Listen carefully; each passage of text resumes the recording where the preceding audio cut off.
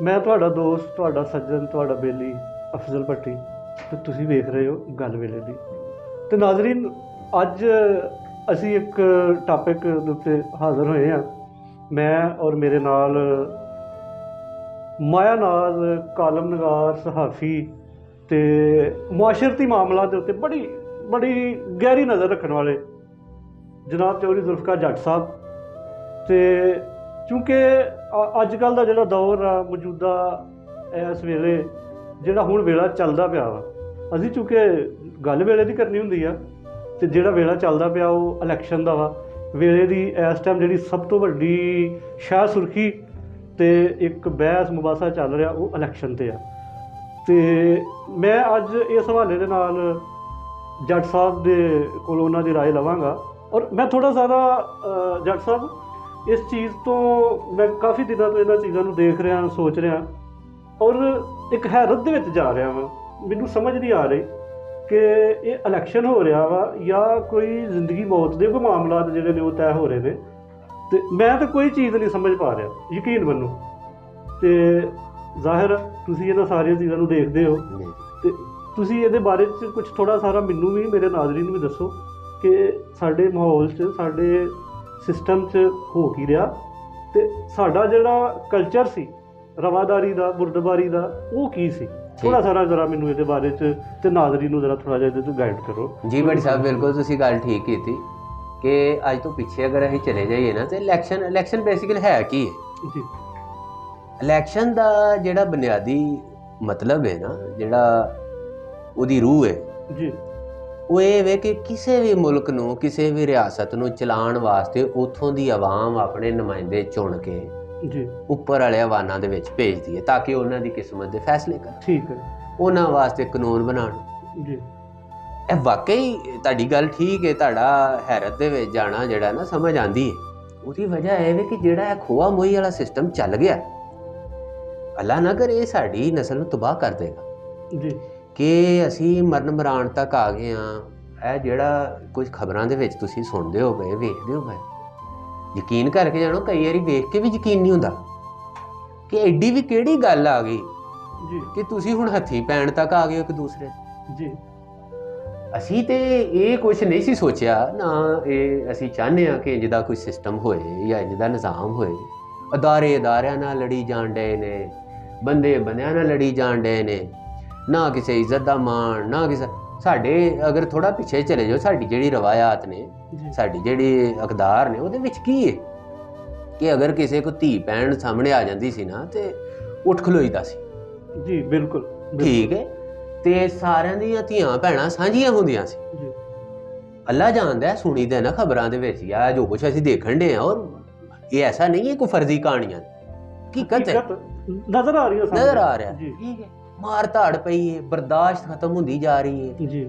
ਅਦਾਰਿਆਂ 'ਚ ਬਰਦਾਸ਼ਤ ਖਤਮ ਹੁੰਦੀ ਜਾ ਰਹੀ ਹੈ ਜੀ ਕਿ ਅਗਰ ਕਿਸੇ ਨੇ ਕੋਈ ਗਲਤੀ ਕਰਤੀ ਹੈ ਤੇ ਉਹਨੂੰ ਇਸ ਹਿਸਾਬ ਨਾਲ ਮਤਲਬ ਗਿੱਦਿਆ ਇੰਝ ਜ਼ਲੀਲ ਕੀਤਾ ਜਾ ਰਿਹਾ ਜੀ ਕਿ ਇਨਸਾਨੀਅਤ ਸ਼ਰਮਾਣ ਡਈ। ਜੀ ਔਰ ਇਹ ਨਾ ਹੈ ਸਾਡੀ ਰਿਆਸਤ ਵਾਸਤੇ ਗੱਲ ਠੀਕ ਹੈ, ਜੀ ਨਾ ਬਤੌਰ ਇਨਸਾਨ ਇਹ ਸਾਡੇ ਮੁਆਸ਼ਰੇ ਵਾਸਤੇ ਗੱਲ ਠੀਕ ਹੈ। ਜੀ, ਇਹ ਸਾਨੂੰ ਸੋਚਣਾ ਪਏਗਾ। ਬਿਲਕੁਲ। ਇਹਨੇ ਇਲੈਕਸ਼ਨ ਦਾ ਤੇ ਜੇ ਤੁਸੀਂ ਆਸਾਨ ਲਫ਼ਜ਼ਾਂ 'ਚ ਵੀ ਸੁਣੋ ਨਾ, ਤੇ ਇਲੈਕਸ਼ਨ ਦਾ ਮਤਲਬ, ਇੰਤਖਾਬ ਦਾ ਮਤਲਬ ਕੀ ਹੈ ਕਿ ਭਾਈ ਆਵਾਮ ਨੇ ਆਪਣੇ ਨੁਮਾਇੰਦੇ ਚੁਣਨੇ ਨੇ। ਠੀਕ ਹੈ। ਇਹ ਆਵਾਮ ਦਾ ਮੁਲਕ ਹੈ, ਇਹ ਕੋਈ ਕਿਸੇ ਅਦਾਰੇ ਦਾ, ਕਿਸੇ ਦਾ ਮੁਲਕ ਨਹੀਂ ਹੈ। ਇਹ ਆਵਾਮ ਦਾ ਮੁਲਕ ਹੈ ਔਰ ਇਹ ਅਦਾਰੇ ਵੀ ਆਵਾਮ ਦੇ ਨੇ। ਤੇ ਆਵਾਮ ਨੂੰ ਇਹ ਪੂਰਾ ਹੱਕ ਹਾਸਲ ਹੈ ਕਾਨੂੰਨ ਦੇ ਵਿੱਚ, ਆਇਨ ਦੇ ਵਿੱਚ, ਕਿ ਆਵਾਮ ਆਪਣੇ ਮਰਜ਼ੀ ਦੇ ਨਾਲ, ਖੁੱਲੇ ਦਿਲ ਦੇ ਨਾਲ ਆਪਣੇ ਨੁਮਾਇੰਦੇ ਚੁਣੇ। ਤੇ ਜਿਹੜੇ ਮੁਕਾਬਲੇ, ਅੱਛਾ ਤੁਸੀਂ ਕਈ ਮਿਸਾਲਾਂ ਦੇਖੋਗੇ ਪਿੱਛੇ। ਜੀ, ਅਸੀਂ ਖੁਦ ਗਵਾਹ ਹਾਂ ਇਸ ਗੱਲ ਦੇ ਕਿ ਦੋਏ ਬੰਦੇ ਨਾਲ ਵੋਟ ਮੰਗਣ ਡੇ ਜੀ, ਦੋਨੋਂ ਇੱਕ ਦੂਸਰੇ ਦੇ ਮੁਖਾਲਫ ਨੇ, ਜੀ, ਸ਼ਾਮ ਨੂੰ ਇਕੱਠੇ ਚਾਹ ਪੀਣ ਡੇ।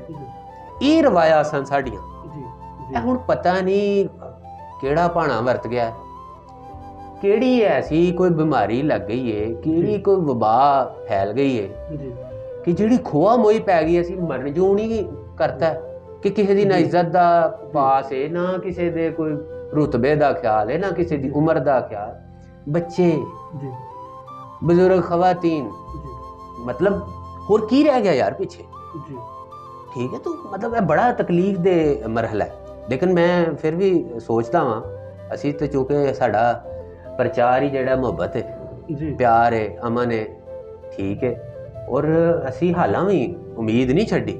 ਸਾਨੂੰ ਪੂਰੀ ਉਮੀਦ ਹੈ ਕਿ ਜਿਹੜੇ ਲੋਕ ਗਲਤ ਪਾਸੇ ਚੱਲ ਪਏ ਨੇ ਉਹਨਾਂ ਨੂੰ ਅਕਲ ਆਏਗੀ। ਜੀ ਇਹ ਕਿਤੇ ਠੰਡੇ ਦਿਮਾਗ ਨਾਲ ਸੋਚਣਗੇ ਅਸੀਂ ਕਰਨ ਕੀ ਡਏ ਹਾਂ। ਤੁਸੀਂ ਦੇਖੋ ਜਿੰਨੀ ਵੱਡੀ ਪੋਜੀਸ਼ਨ ਤੇ ਕੋਈ ਬੰਦਾ ਬੈਠਾ ਹੋਏਗਾ, ਉਹ ਭਾਵੇਂ ਕਿਸੇ ਫੌਜ ਦਾ ਅਦਾਰਾ ਹੈ, ਭਾਵੇਂ ਕੋਈ ਜੱਜ ਦੀ ਕੁਰਸੀ ਹੈ ਜਾਂ ਕੋਈ ਬਿਊਰੋਕਰੇਟ ਹੈ, ਜੀ ਉਹ ਰੋਲ ਮਾਡਲ ਹੁੰਦਾ ਯਾਰ। ਬਿਲਕੁਲ ਠੀਕ ਹੈ ਕਿ ਉਹਨੂੰ ਵੇਖ ਕੇ ਲੋਕਾਂ ਨੇ ਮਾਣ ਕਰਨਾ ਹੁੰਦਾ ਹੈ। ਬਿਲਕੁਲ ਮਤਲਬ ਅਗਰ ਸਾਡਾ ਵਜ਼ੀਰ ਆਜ਼ਮ ਕਿਸੇ ਮੁਲਕ ਦੇ ਵਿੱਚ ਜਾਂਦਾ ਤੇ ਉਹ ਕੋਈ ਕਿਸੇ ਦਫ਼ਤਰ ਦਾ ਨਹੀਂ, ਉਹ ਪੂਰੇ ਮੁਲਕ ਨੂੰ ਬਿਲਕੁਲ ਉਹਦੀ ਨੁਮਾਇੰਦਗੀ ਕਰਦਾ ਹੁੰਦਾ ਹੈ। ਸਾਡਾ ਆਰਮੀ ਚੀਫ ਅਗਰ ਕਿਤੇ ਜਾਂਦਾ ਤੇ ਉਹ ਸਾਡਾ ਮਾਣ ਹੁੰਦਾ ਹੈ। ਬਿਲਕੁਲ ਜਾਂ ਸਾਡਾ ਕੋਈ ਜੱਜ ਹੈ ਸੁਪਰੀਮ ਕੋਰਟ ਦਾ ਜਾਂ ਹਾਈ ਕੋਰਟ ਦਾ, ਉਹ ਸਾਡੇ ਮੱਥੇ ਦਾ ਝੁਮਰ ਹੋਣਾ ਚਾਹੀਦਾ। ਪਰ ਇਹ ਕਿਦੋਂ ਹੋਏਗਾ? ਇਹ ਉਦੋਂ ਹੀ ਹੋਏਗਾ ਕਿ ਜਿਹੜੇ ਮਤਲਬ ਤੁਹਾਨੂੰ ਇਖਤਿਆਰਾਤ ਮਿਲੇ ਨੇ ਕਾਨੂੰਨ ਤੇ ਆਇਨ ਦੇ ਦਾਇਰੇ ਦੇ ਵਿੱਚ ਰਹਿੰਦਿਆਂ ਹੋਇਆ, ਜੀ ਤੁਸੀਂ ਅਗਰ ਭਰਪੂਰ ਤਰੀਕੇ ਨਾਲ ਨਿਭਾ ਰਹੇ ਹੋ, ਤੁਹਾਡੀ ਇੱਜ਼ਤ ਵੀ ਹੋਏਗੀ, ਲੋਕ ਤੁਹਾਡੇ ਤੇ ਮਾਣ ਵੀ ਕਰਨਗੇ। ਇਸੇ ਤਰ੍ਹਾਂ ਹੀ ਤੁਸੀਂ ਬਿਹਤਰ ਸਮਝਦੇ, ਤੁਸੀਂ ਖੁਦ ਤੁਹਾਡਾ ਸਿਆਸਤ ਦੇ ਨਾਲ ਤਲਕ ਰਿਹਾ। ਮੈਂ ਥੋੜਾ ਸਾਰਾ ਤੁਹਾਡੀ ਗੱਲ ਨੂੰ ਮਤਲਬ ਅੱਗੇ ਲੈ ਕੇ ਜਾਣਾ ਚਾਹੁੰਦਾ ਵਾਂ ਕਿ ਕੋਈ ਐਸਾ ਮਸਲਾ ਨਹੀਂ ਹੈ ਪਿਆਰੇ ਵੇਖਣ ਵਾਲਿਓ, ਕੋਈ ਐਸੀ ਚੀਜ਼ ਨਹੀਂ ਹੈ ਕਿ ਉਹ ਤੁਹਾਡੀ ਗੱਲ ਬਿਲਕੁਲ ਬਜਾ ਵਾ। ਔਰ ਮੈਂ ਹੈਰਾਨ ਹਾਂ ਇਸ ਚੀਜ਼ ਤੋਂ, ਖੋਇਆ ਮੋਈ ਸਾਰਾ ਕੁਝ ਸਾਰੇ ਮਾਮਲਾਤ ਹੋ ਰਹੇ ਨੇ। ਅਦਾਰੇ ਆਪਣੀ ਜਗ੍ਹਾ ਤੇ, ਹਰ ਚੀਜ਼ ਆਪਣੀ ਜਗ੍ਹਾ ਤੇ, ਲੇਕਿਨ क्या इखलाकियात के उत्ते चलना, एक दूसरे का अदब एहतराम करना, एक दूसरे के हकूक का ख्याल रखना, एक दूसरे की इज्जत का ख्याल रख, जो असीं कहने हैं कि इज्जत साझियां हाँ जी बिल्कुल बिल्कुल। ते मैं अगर तुहाडी इज्जत खराब करांगा तो इसदा मतलब ये नहीं कि मैं सिर्फ तुहाडी करांगा, अपनी भी इज्जत अपनी भी खराब बिल्कुल ठीक है। ते असीं लोग इलैक्शनां च आके इन्ने क्यों हो जाने हैं? अच्छा, मैं अपने नाज़रीन दे नाल एक छोटा सारा वाकया शेयर करना चाहांगा। जी बिल्कुल। हड्ड बीती ठीक है ये कोई मैं वड्याई नहीं दसना चाह रहा। मैं एक बलदियाती इलैक्शन लड़िया, ठीक है, और तुसीं यकीन करो कि जट साहब मैं उस इलैक्शन दे विच जिहड़ी कंपेन सी, ठीक है, अपनी उस कंपेन दे विच 1-1.5 महीने दे विच कोई 8 ਤੋਂ 10 दफ़ा अपने मद्दे मुकाबल कैंडीडेट की बैठक 'ਚ जाके खुद चाह पींदा रहा। बड़ी गल। शाम नूं जिस टाइम उत्थों दी गुजरना, अपने कैंडीडेट की बैठक 'ਚ बह जाना, उन्हें कहना आ यार भट्टिया बह यार चाह पीए। ठीक गल। मैं उहदी बैठक 'ਚ बह के चाह पीनी। अल्लाह ताला ने चलो जिन्हों इज्जत देनी सी, अल्लाह पाक ने मैनूं इज्जत भी दी। ठीक है। फिर एक होर मेरे जिहड़ा मतलब वाकया सामने गुजरिया, जिन्हों असीं जानने आ, जिन्हों मैं जानना कि साडे तो थोड़ी दूर ही नाल एक कस्बा सी, उत्थे यूनियन काउंसल दे इलैक्शन ते 2 कैंडीडेट, ठीक है, एक दूसरे दे मद्दे मुकाबल वो एक ही बस दे विच बह के तो कागज जमा कराउण गए ने। बिल्कुल ठीक है।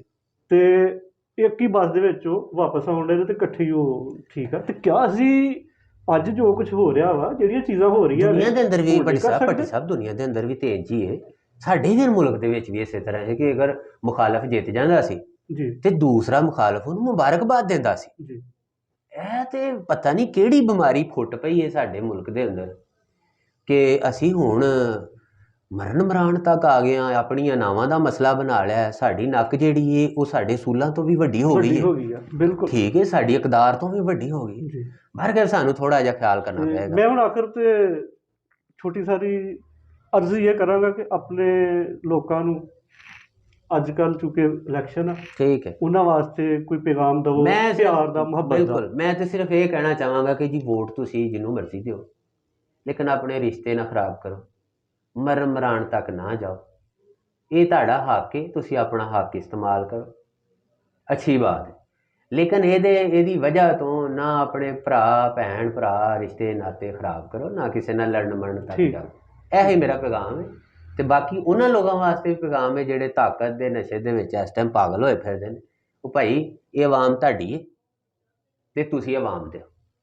ਬਸ ਇਸੇ ਨੋਟ ਦੇ ਉੱਤੇ ਅਸੀਂ ਇਜਾਜ਼ਤ ਚਾਹਾਂਗੇ, ਮੈਂ ਤੇ ਮੇਰਾ ਵੀਰ ਭੱਟੀ। ਅਸੀਂ ਪੈਗਾਮ ਸਾਡਾ ਮੁਹੱਬਤ ਹੀ। ਜਿਉਂਦੇ ਰਹੋ, ਵਸਦੇ ਰਹੋ, ਸ਼ਾਦ ਰਹੋ ਤੇ ਆਬਾਦ ਰਹੋ।